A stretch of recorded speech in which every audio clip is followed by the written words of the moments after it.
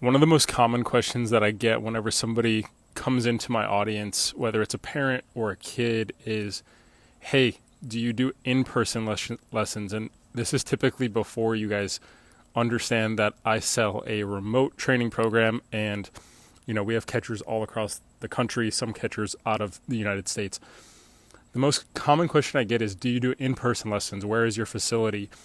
And the reason that I don't do in-person lessons is you have to think there are two sides of the coin when you do in-person lessons. On one side is the kid that is relentless. They will do anything that is required to get the result that they want. The other side of the coin is the kid where, hey, it's kind of like babysitting. It's kind of like a waste of time. They're not that serious.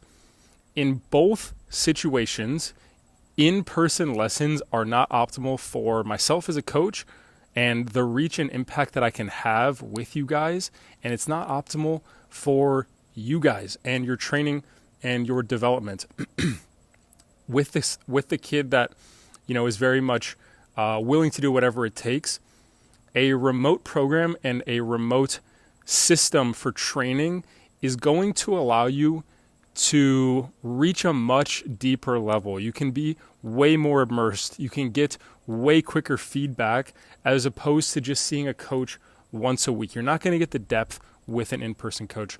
With that being said, I am biased. Everything I do is remote and we get incredible results. The benefit of an in-person coach is it's a little more hands-on.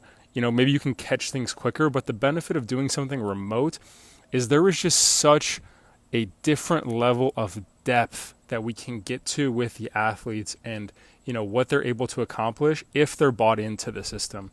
On the other end, the babysitting thing, at this point in my career, that's not something I want to do. I don't want to be chained to a facility, working for an hourly rate. I would much rather take the kids that are fully bought in and fully invested on doing whatever it takes.